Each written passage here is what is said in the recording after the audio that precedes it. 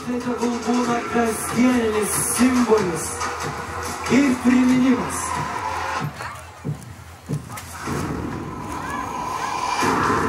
Apie šventę, kuri yra kiekviename žmoguje.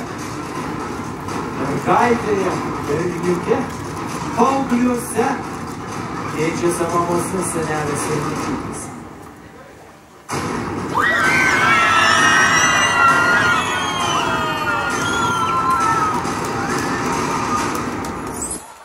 Sveiki naujienų portalo Jūsų Panevėžys skaitytojai ir žiūrovai. Šiandieną buvo įžiebta mūsų miesto eglė. Pasižiūrėkime, kokia yra Panevėžio miesto gyventojų ir jau svečių nuomonė apie mūsų miesto eglutę. Kokia jūsų nuomonė apie šių metų eglutę? Viskas normalu? Ar turit kokių nors nusiskundimų, pastebėjimų? Jokių būdų. Kokia nuomonė apie šią metinę eglutę? Gera. Ar graži? Graži. Patinka? Labai graži. Man patinka visą laiką.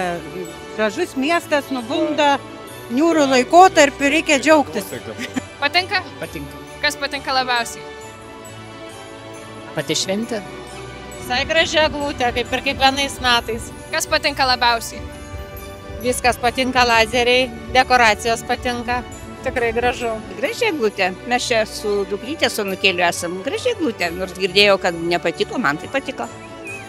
Ar yra kažkas, kas labiausiai jums patiko? Man patiko visi tie trikampiniai papuošimai, kažkaip labai originaliai, labai gražiai nematytai. Tikrai gražiai. Kokios detalės labiausiai išsiskiria? Raudonas, labai gražiai dera su tom šviesiom geltonom, labai gražu.